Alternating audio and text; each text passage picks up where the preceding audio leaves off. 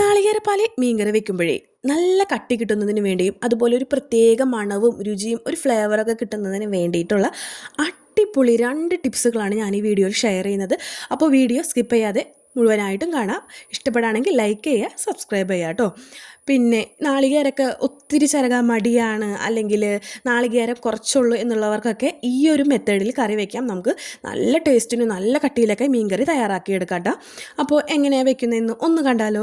അതിനായിട്ട് ഞാനിവിടെ എടുത്തിരിക്കുന്നത് അറയ്ക്ക എന്ന് പറയുന്ന മീനാണ്. നിങ്ങൾക്ക് ഏത് മീൻ വേണമെങ്കിലും ഈ ഒരു മെത്തേഡിൽ കറി വയ്ക്കാവുന്നതാണ് കേട്ടോ. അപ്പോൾ അറയ്ക്ക എന്ന് പറയുന്ന മീൻ നല്ലപോലെ ഞാൻ കഴുകി ക്ലീനാക്കി ഒന്ന് മാറ്റി വെച്ചിട്ടുണ്ട്. ഇനി ഞാനിവിടെ എടുത്തിരിക്കുന്നത് മൺചട്ടിയാണ്. ഞാൻ മൺചട്ടിയിൽ കറി വയ്ക്കാനാണ് എനിക്ക് പേഴ്സണലി ഇഷ്ടം കേട്ടോ. അപ്പോൾ ഈ മൺചട്ടിയിലേക്ക് ഒരു സബോളയുടെ ഹാഫ് ഞാൻ ചേർത്ത് കൊടുത്തിട്ടുണ്ട്. സ്ലൈസായിട്ട് അരിഞ്ഞ് ചേർത്തിട്ടുണ്ട്. സബോള മാത്രം എടുക്കാൻ ശ്രദ്ധിക്കുക കേട്ടോ. ചെറിയുള്ളി നമ്മൾ എടുക്കേണ്ടത് ലാസ്റ്റാണ് കേട്ടോ. ഇനി ഇതിലേക്ക് ഒരു മീഡിയം സൈസ് ഇഞ്ചി ചോപ്പ് ചെയ്ത് ഞാൻ ചേർത്ത് കൊടുത്തിട്ടുണ്ട്. അങ്ങനെ ഇനി ഇതിലേക്ക് ഞാൻ ചേർത്ത് കൊടുക്കാൻ പോകുന്നത് പച്ചമുളകാണ്. 2 പച്ചമുളക് കീറിയത് ഒന്നിട്ട് കൊടുത്തിട്ടുണ്ട്. ഇനി കുറച്ച് ഫ്രഷ് ആയിട്ടുള്ള കറിവേപ്പിലയും ഞാൻ ചേർത്ത് കൊടുത്തിട്ടുണ്ട്. അങ്ങനെ ഇവ 3 ചേർത്ത് കൊടുത്ത ശേഷം നമുക്ക് പൊടികൾ ചേർത്ത് കൊടുക്കാം. ഫസ്റ്റ് ഞാൻ ചേർത്ത് കൊടുക്കുന്നത് മുളക് പൊടിയാണ്. 1.5 ടീസ്പൂൺ മുളക് പൊടിയാണ് ഞാനിവിടെ ചേർത്ത് കൊടുക്കുന്നത്. ടോട്ടലി ഞാൻ 2 ടീസ്പൂൺ ഇതിൽ ഉപയോഗിക്കാൻ വിചാരിച്ചിട്ടുണ്ട്. ഇപ്പോൾ 1.5 ടീസ്പൂണേ ചേർത്ത് കൊടുക്കുന്നുള്ളൂ. ഇനി ഇതിലേക്ക് 1/2 ടീസ്പൂൺ മല്ലിപ്പൊടി ചേർത്ത് കൊടുത്തിട്ടുണ്ട്. മല്ലിപ്പൊടി ഒരിക്കലും കൂടിപ്പോകാതിരിക്കാൻ നിങ്ങൾ ശ്രദ്ധിക്കണം. പിന്നെ അതുപോലെ 3/4 ടീസ്പൂൺ മഞ്ഞൾപ്പൊടി ഞാൻ ചേർത്ത് കൊടുത്തിട്ടുണ്ട്. മഞ്ഞൾപ്പൊടി ചേർക്കുന്നത് നല്ല കളറിനും പ്രത്യേക ഒരു ടേസ്റ്റിനൊക്കെ വേണ്ടിയിട്ടാണോ ഇത്രയും മഞ്ഞൾപ്പൊടി ചേർത്തത്. പിന്നെ അതുപോലെ തന്നെ നല്ല ആവശ്യത്തിന് വേണ്ട ഉപ്പും ചേർത്ത് കൊടുത്തിട്ടുണ്ട്.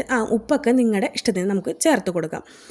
അങ്ങനെ ഈ പൊടികളൊക്കെ ചേർത്ത് കൊടുത്ത ശേഷം നല്ല ഫ്രഷ് ആയിട്ടുള്ള വെളിച്ചെണ്ണ ഞാൻ ഒഴിച്ചു കൊടുക്കുന്നുണ്ട്. വെളിച്ചെണ്ണ തന്നെ ചേർക്കാൻ നിങ്ങൾ ശ്രമിക്കണം കേട്ടോ.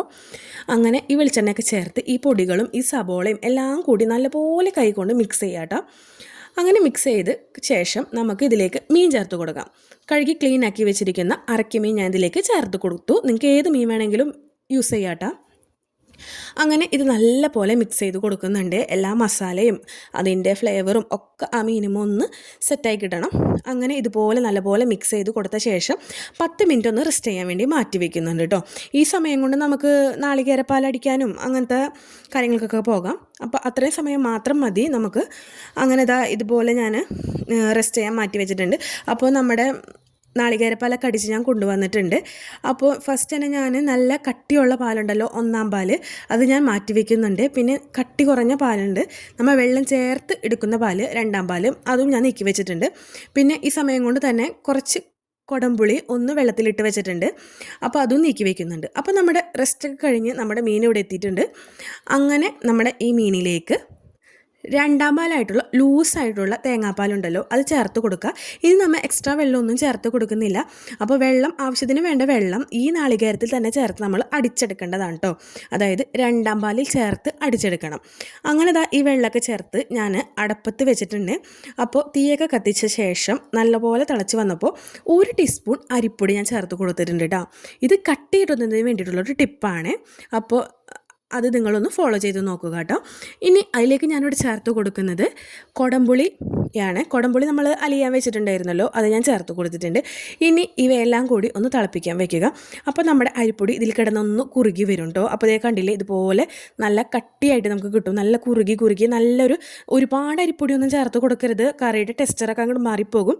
ഇതുപോലെ ഒരു ചെറിയ ടീസ്പൂണിൽ 1 ടീസ്പൂൺ മാത്രമേ നമ്മൾ ചേർത്ത് കൊടുക്കാൻ പാടുള്ളൂ.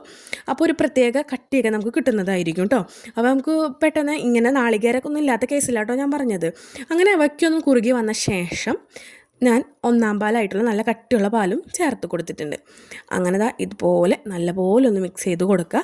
അപ്പോൾ ഈ ഒരു ലൂസിൽ വേണം നമ്മൾ കറി എടുക്കുന്നതിന് വേണ്ടിയിട്ട്. കാരണം കുറച്ച് നേരം കഴിയുമ്പോൾ ഈ കറി ഒന്ന് കുറുകി വരും കേട്ടോ. അപ്പോൾ ഇത്രയും ലൂസിലാണ് നമ്മൾ എടുക്കാൻ. ഇനി നമുക്കിതൊന്ന് കറി ഒന്ന് കാച്ചാം. അതിന് വേണ്ടിയിട്ട് വെളിച്ചെണ്ണയിലേക്ക് ചെറിയുള്ളി ഒരു 10 ചെറിയുള്ളി ഞാൻ എടുത്തിട്ടുണ്ട്. അപ്പോൾ അവ നല്ലപോലെ ഒന്ന് മിക്സ് ചെയ്ത ശേഷം ടിപ്പ് നമ്പർ 2 ഞാൻ നിങ്ങൾക്ക് പറഞ്ഞു തരാം.